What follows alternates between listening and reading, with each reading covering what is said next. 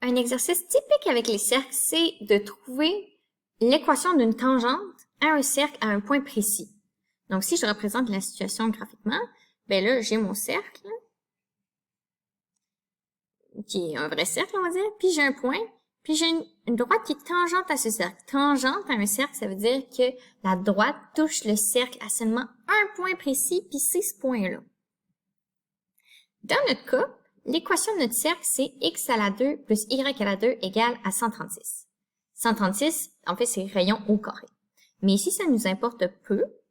Qu'est-ce qui est important ici, c'est, peu pour le moment, c'est la coordonnée de ce point-là, c'est 10, 6. Et c'est un cercle qui est centré à l'origine. Parce qu'il n'y a pas de h ni de k. Donc, si je fais comme un peu ceci, donc ici, on a l'origine dans le milieu. Donc, la première étape, en fait, on va utiliser une caractéristique très spéciale, mais super utile, qui est que, en fait, la pente d'une droite tangente à un cercle est perpendiculaire à la pente, dans le fond, la pente d'une droite tangente à un cercle est perpendiculaire à la droite qui passe entre l'origine puis le point qu'on veut. Si vous remarquez bien, là, ici, je vais mettre une autre couleur. Cette droite-là en bleu, si mon dessin serait vraiment à l'échelle, est perpendiculaire à ma droite tangente au cercle. Et c'est cette propriété-là qu'on va utiliser. Et quand deux droites sont perpendiculaires, on a une information sur leur pente et on sait qu'il en fait M1, qui en fait la pente de la droite bleue, de la droite qui passe entre l'origine et le point, fois la pente de M2, donc la pente de la droite tangente, c'est égal à quoi? C'est égal à moins 1. Donc voilà ce qu'on va faire en premier. On va d'abord calculer M1. Donc, M1, je répète, c'est la pente de la droite qui passe par l'origine et par le point, qu'il y a une droite tangente à ce point-là. Donc, comment on fait déjà pour calculer une pente? On l'utilise avec y2 moins y1 sur x2 moins x1. Donc là, on se ramène en secondaire 3. Donc, avec ça ici, notre y1 puis notre x1, en fait, c'est l'origine. Donc, c'est 0, 0. x2, y2, c'est notre point. Donc, on va avoir 6 moins 0 sur 10 moins 0. Ça va nous donner 6 dixièmes.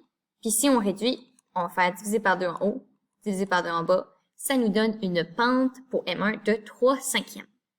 Maintenant, si je mets 3 cinquièmes dans ma formule, je vais avoir 3 cinquièmes fois M2 est égal à moins 1. Donc, si je veux isoler M2, je vais faire fois 5 divisé par 3. Et voilà, là, j'ai la pente de ma tangente. Donc, maintenant que j'ai la pente de ma tangente, l'équation d'une droite, ça ressemble à quoi? C'est y est égal à mx plus b. Puis là, j'ai déjà le m. C'est moins 5 tiers. Fait que ça va être y est égal à moins 5 tiers x plus b. Puis là, qu'est-ce qu'on fait quand il nous manque juste, mettons, le b dans ce cas-là? On va utiliser un point. Puis un point qui passe par la tangente, c'est le point du cercle auquel c'est le point qu'on sait qu'il y a une tangente. Donc, notre point, c'était 10, 6. Donc, je vais mettre 6 ici.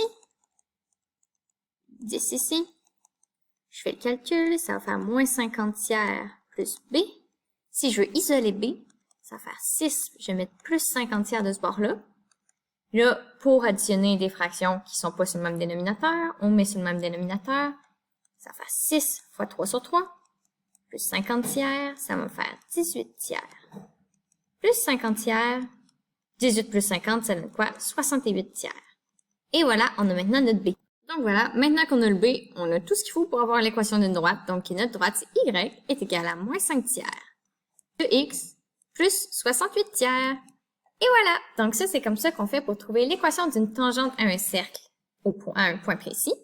Donc, si je récapitule les étapes, la première étape, tu trouves la pente de la droite qui passe par l'origine et le point. Cette pente-là est perpendiculaire à la pente de la tangente. Donc, tu utilises l'équation M1 fois M2 est égal à moins 1, vu que les deux droites sont perpendiculaires. Ensuite, avec ça, tu trouves ton M2, donc la pente de ta tangente. Et ensuite, t'as ta pente, il reste juste à trouver le B. Fait que là, dans ton équation, tu rentres ton point que t'as, c'est-à-dire le point qu'on te donne dans la question. Ici, c'était 10, 6. Et ensuite, tu résous, tu trouves ton B et tu as ton équation au complet.